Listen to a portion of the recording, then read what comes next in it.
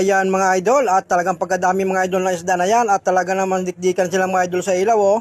At yan mga idol ay tamban po yan mga idol, at yan po ay nangangain ng, ng mga maliliit na dilis. Ayan po mga idol ay maaga pang gumataw yan, at sila galing sa ilalim at bigla na silang dumating. Ayan, at tuwan-tuwa sila sa ilaw ng ng basnig na RLD. At dahil po sa lakas ng ilaw ay talagang pinupuntahan po ng isda. Kaya lang po talagang isang banyera lang yan mga idol yung nahuli namin. At kaya po sila ganyan ay dahil sila po ay nangangain. Pero marami lang sila tingnan mga idol, pero talagang nakakatuwa. At akalain mo na sila ay dumapo sa ilaw ng ganyan. At talagang mga idol, sa dami-dami nila, ayan, at talagang nakakatuwa. At yan mga idol ay yung isda na yan ay yung natawag po sa aming tamban ay malalaki na yan mga idol. At talagang napakasarap din po mga idol na inihaw yan, at masarap din po sinigang, at bahala na po kayo kung ano pong masarap na luto dyan. At yan mga idol ay sinimbada namin. Ayan.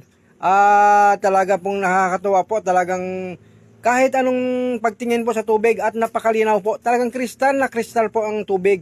Ayan. At talagang ma-enjoy ka sa pagtingin. At yan mga idol ay saulihan po ng bangka yan. At bukod pa po yung nasa gitna at may saunahan pa yan. At yung nakarya po mga idol niya na nylon na yan at yung may buya na puti na yon, ayan po ay pang malaking isda. At sa ngayon mga idol ay hindi pa dinadawi yan. At wala pang kumakain na malaking isda. Ayan. At siguro ay busog na ang malaking isda gawa dito sa maraming gumagataw na isda na ito. At lagi silang nangangain. At mga idol, at 7:15 po dumating sa amin yan. Ng 7:50 ng gabi. At sila ay dumapa agad sa ilaw. Ayan. At yung mga kasamahan namin mga idol ay nag-aryahan din ng nylon, at doon sila pumunta sa bandang gitna dahil para hindi nila mabulabog ang isda. Ayan. At lumakas po nung madaling araw. At kahit po malakas at malaki ang alon ay pinilit po rin namin magsimbada para mahuli lang yung isda na ito na gumagataw na ito. Ayan, maraming salamat sa lahat ng nanood ng video ni Kumundag. Thank you po sa inyo.